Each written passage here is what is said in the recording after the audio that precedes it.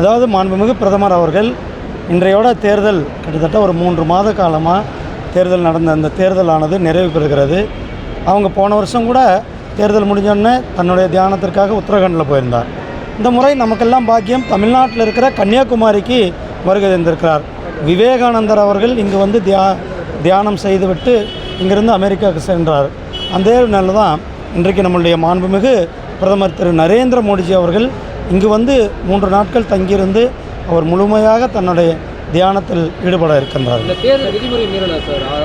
இதில் எப்படி கோயிலுக்கு போகிறது எப்படி வந்து ஒரு தேர்தல் விதிமுறைகளாக இருக்க முடியும்?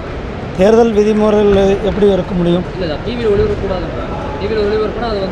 ஏங்க, அரசியல் எதிர்க்கட்சிகள் ஏற்கனவே தோல்வி பயத்தில் இருக்கிறார்கள்.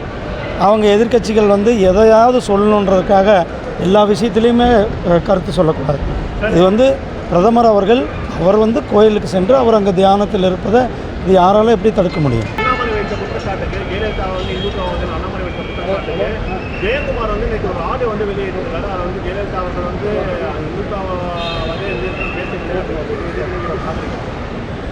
எங்க உங்களுக்கே தெரியும், மறைந்த தமிழக முதல்வர் அம்மா ஜெயலலிதா அவர்கள் தமிழகத்தில் எவ்வளவு ஆன்மீக பணிகளில் ஈடுபட்டார்கள், எவ்வளவு கோயில்களை அவங்க வந்து புனரமைத்தார்கள், எவ்வளவு கோயில்களை அவர் வந்து கும்பாபிஷேகம் செய்தார்கள், எத்தனை கோயில்களுக்கு அவங்க விசிட் செய்தார்கள் என்பது நமக்கு எல்லாம் தெரியும்.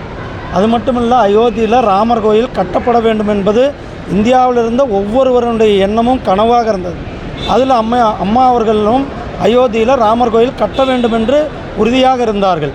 அதே மாதிரி யூனிஃபார்ம் சிவில் கோடு வேண்டுமென்று சொன்னார்கள். அதே போல் ஆர்டிகிள் 370 எப்பொழுது எடுக்க போகிறீர்கள் ராஜ்யசபாவில் அம்மா அவர்கள் பேசியிருக்கிறார்கள்.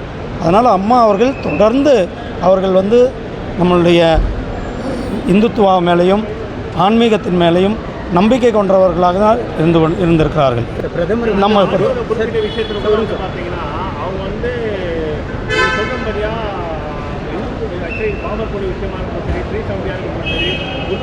ஆனால் நான் இதுக்கு தெளிவாக விளக்கம் சொல்லிட்டேன்னா, இது கோர்ட்டு கிடையாது ஆர்கியூமெண்ட் பண்ணுறதுக்கு. இது வந்து கோர்ட்டு கிடையாது ஆர்கியூமெண்ட் பண்ணுறதுக்கு. நான் வந்து என்னுடைய நிலைப்பாடை சொல்லியிருக்கேன். அம்மாவுடைய நிலைப்பாடு என்னன்றதை உங்களுக்கு சொல்லியிருக்கிறேன். அம்மா அவர்கள் ஆர்டிகிள் 370 வந்து ஆதரித்து பேசியிருக்கிறார்கள். அம்மா அவர்கள் அயோத்தியில் ராமர் கோயில் கட்டப்பட வேண்டும் என்று சொல்லியிருக்கிறார்கள். அம்மா அவர்கள் பல ஆலயங்களை புனரமைத்திருக்கிறார்கள் என்பது நாம் அனைவருக்கும் அறிந்தது. இதில் எந்த இதுவும் கிடையாது. 17 சிறுமிகள் வந்து